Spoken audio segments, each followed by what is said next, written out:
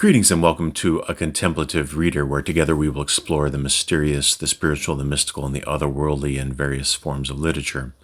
Today I will be exploring the short story by Gene Wolfe entitled Alien Stones. This was first published in 1972 in a magazine called Orbit 11, and then later on compiled in the collection of short stories by Gene Wolfe, The Island of Dr. Death and Other Stories and Other Stories.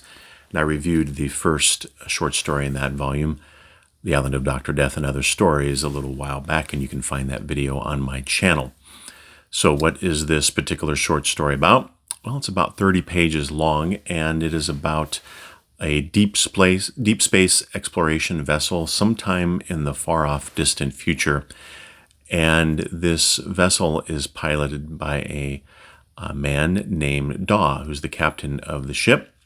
And they are tracking a gargantuan unidentified spacecraft out there in deep space. So Daw and his team investigate this craft, and they send out a search team to go investigate the vessel and go inside of it. And it is during this exploration that you can see some of the influences that this particular short story had on later Star Trek stories. For example, the person that Captain Daw primarily deals with is a woman named Helen, who is an empath, meaning she can sense the emotions and feelings of another living being. So think Ilea from Star Trek The Motion Picture, and later on Troy, of course, from Star Trek The Next Generation. There are other identified influences as well, particularly on Star Trek The Motion Picture. And in fact, this unidentified spacecraft is much like V'ger in a sense, in that it is so huge. And once they're inside of it, they're kind of traveling down to these huge spaces, this vast expanses within this spacecraft. And there's even more connections to the story of Star Trek The Motion Picture, which I will not address because that would be a pretty direct spoiler. But at any rate, so Daw and Helen and this team are in this spacecraft.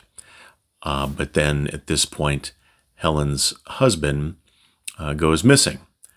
Now, Daw actually expresses, you can kind of tell from the way this story is written, Daw does have some feelings himself for Helen. But anyway, Helen is married. Her husband goes missing within the vast expanse of this spacecraft. So they send out a search team. And here I'll stop directly talking about the plot so I don't give away spoilers for the ending. So a little bit more about what Gene Wolfe is so good at is dropping in references to his Christianity, his spiritual faith within the story.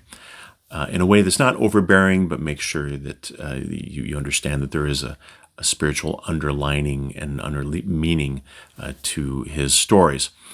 For example, Captain Daw has a Bible on the console of his bridge.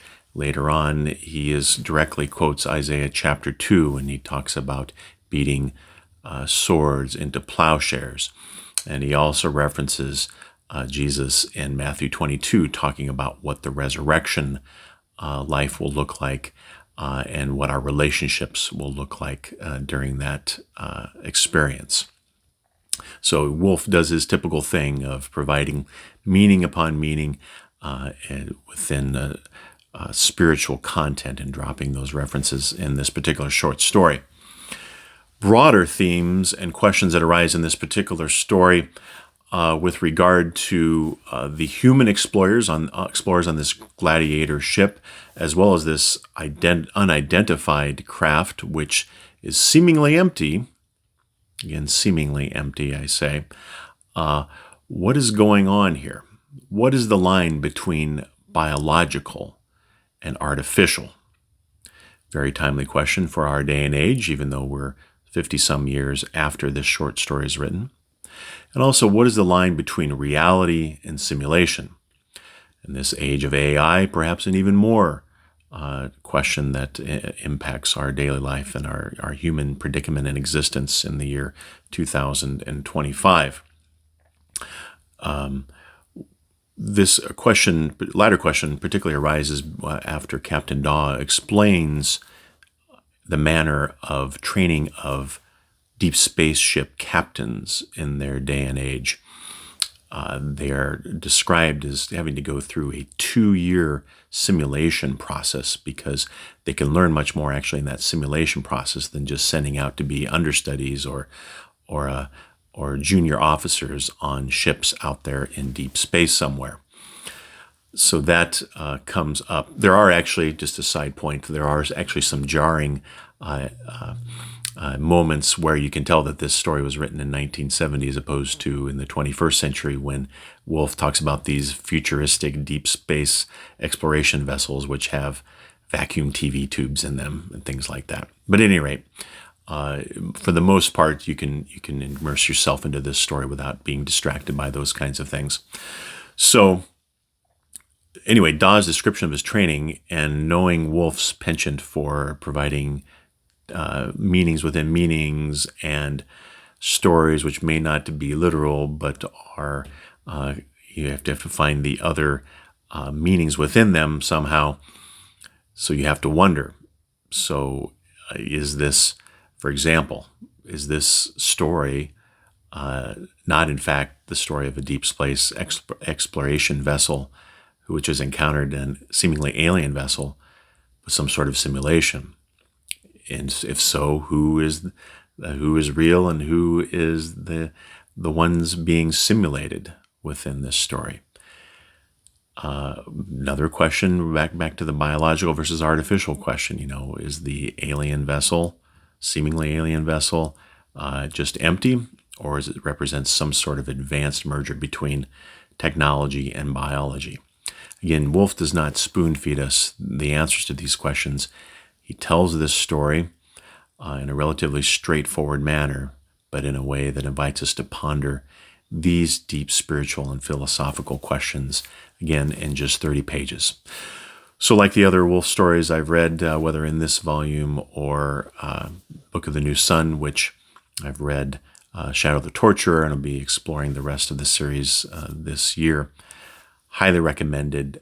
They're not easy reads. I do recommend taking your time, even finding other resources online to help you understand some of the meaning of these stories. Reread them as you need to, because it's really worth your time as Wolfe makes you think, and they're really good stories as well. So I look forward to continue to go through more Gene Wolfe stories with you in the future. For now, thank you for watching. Peace be with you.